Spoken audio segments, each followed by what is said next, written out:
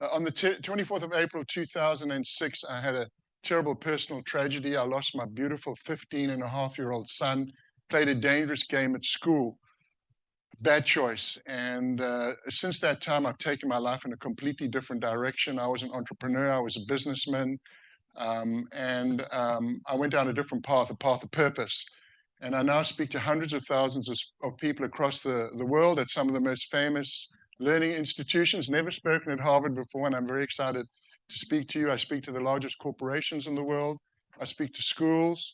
I speak to prisons, rehab clinics, sports teams, SEAL teams, all sorts of different people and different groups about purpose. And what I've realized over the last 20 years since I've been doing this, our words have got great power. Yes, the words of inspirational leaders like JFK have incredible power too, but the words of transformation are our own words. It's our own words that can create personal change, and through that personal change, we can create change in the lives of others and in the societies of others. So words have got power to change our mind state. Mind state, how we feel about life. So I want to ask all of you a question. I want you to text me, bust out your phones. I know you're eating, but if you can bust out your phones, and I want you to text me one word that describes how you feel about life. Okay, let me put the QR code up again. Just one word that describes how you feel about life right now. It's anonymous, so just text a word about how you feel about life right now, and I'll show you something interesting. So one word, and hopefully magically it's going to appear on the screen here. Happy, chaotic, indifferent, gratitude, uncertain. Keep the words coming. We'll give it about another 60 seconds. Confused, overwhelmed. You can see there's a duality, and there's always a duality. Confused, overwhelmed, happy, grateful. So I would say it's most probably about 80% negative. So I started doing this in March 2020, when the world shut down during COVID. My first client was the hottest company in the world at that time. It was called Gilead Sciences, a biotech company that had the only treatment in the world for COVID called remdesivir.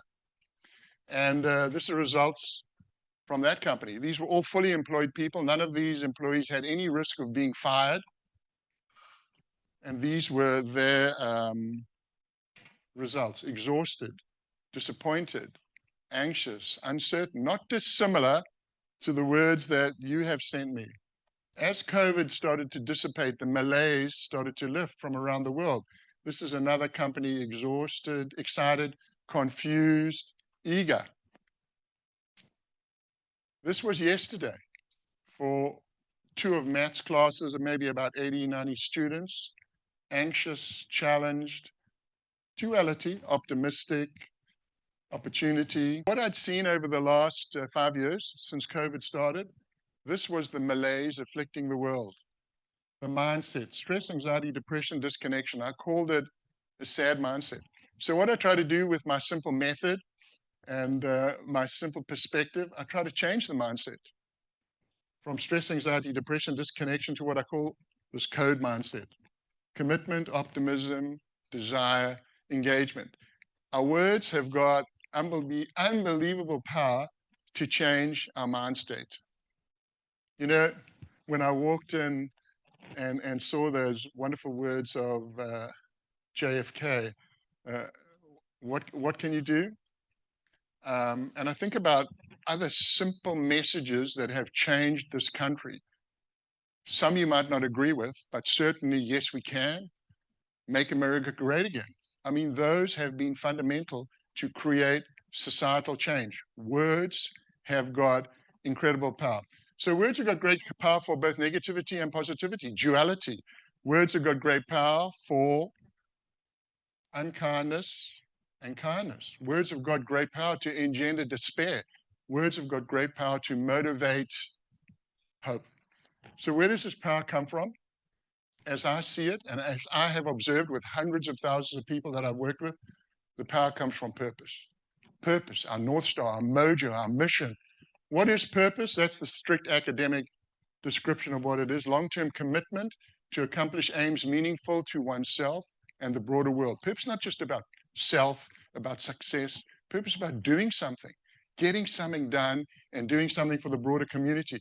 I like to think there's 5 elements to purpose. This is a little acronym. Purpose is aspirational. It's our North Star. Purpose is inspirational. My purpose inspires me, but it inspires my family, my wife, my son, and the people that I connect with. Purpose is moral, fundamental bedrock of our existence, part of our ethos, part of our character. And purpose is authentic. There's no bullshit about purpose. My purpose is authentic to me in the same way that your purpose and mission and North Star is authentic to you. And it's timeless. It's not like a SMART goal, specific, measurable, achievable, relevant, time sensitive. Purpose is forever. So why is it important? Why is it important to have this fundamental mission? So these are interesting statistics, and I like to tell stories, but I want to show you the statistics about the power of purpose.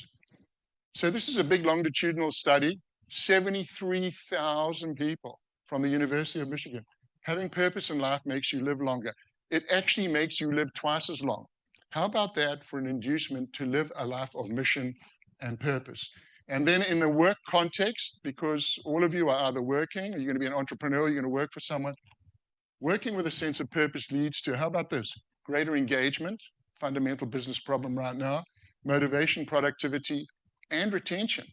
And then this is from a big Ernst & Young study of over 1 million units, business units, 1 million people, 10,000 business units. Purpose-led organizations perform 42% better than those that are simply in business. Why is a lack of purpose important? How about this for a telling statistic from Ernst & Young, from Gallup? 79% of employees are not engaged at work. What does that mean? They're not connected to their team members, to their colleagues, to their associates. They're not connected to the mission of the business, and they don't dig the workplace.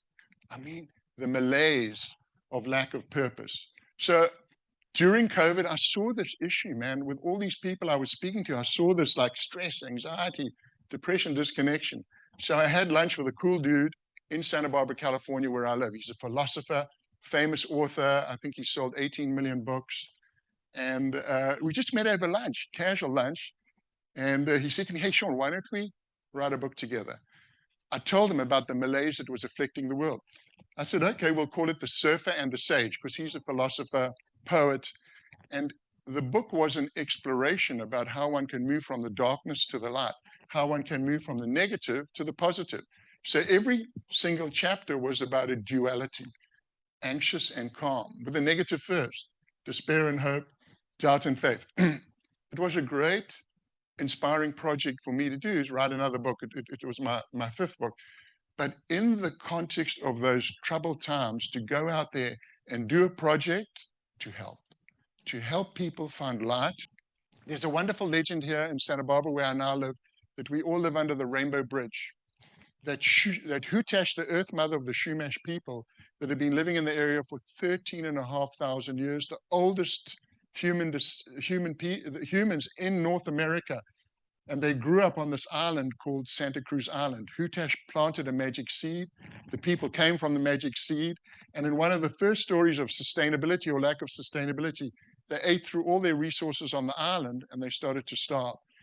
They prayed to the Earth Mother, please send more food. She said, now, what I will do is I will build a magic bridge so you can cross to a new life on the mainland.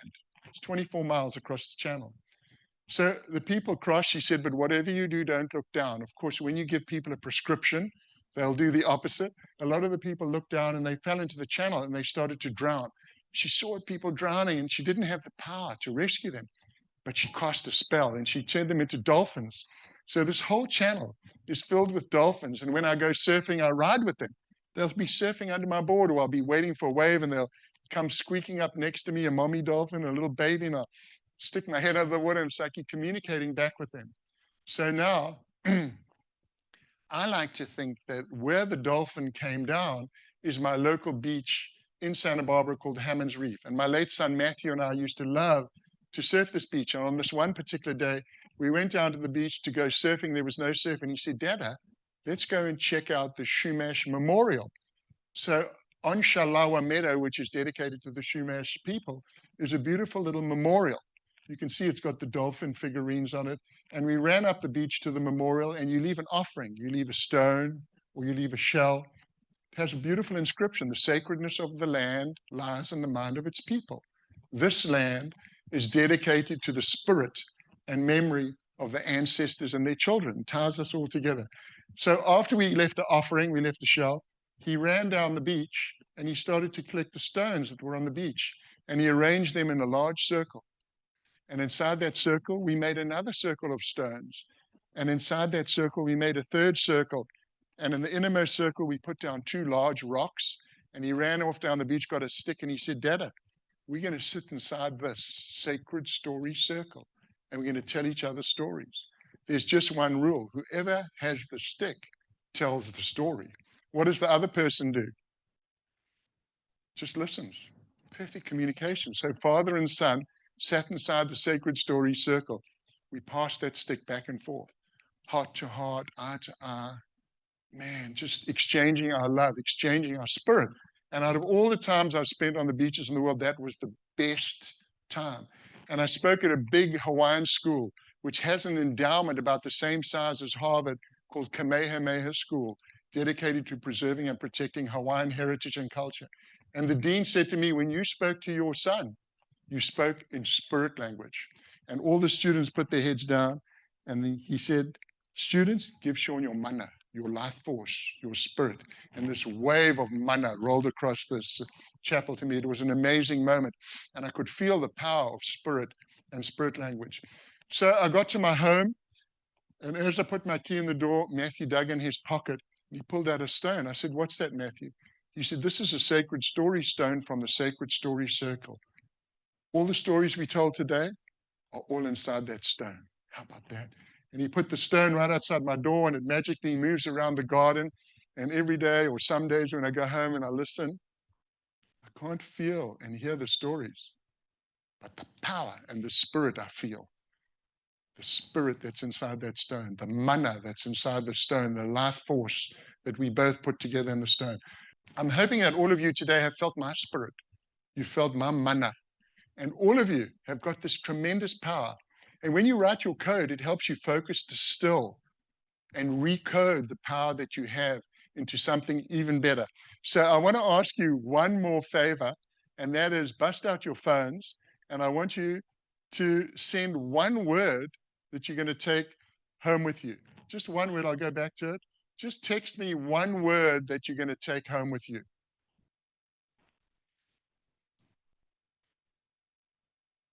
And hopefully the words will just, did you guys get the, I'll get the QR code. One word that you're taking home with you. Purpose, mana, code, power, optimism, intentionality.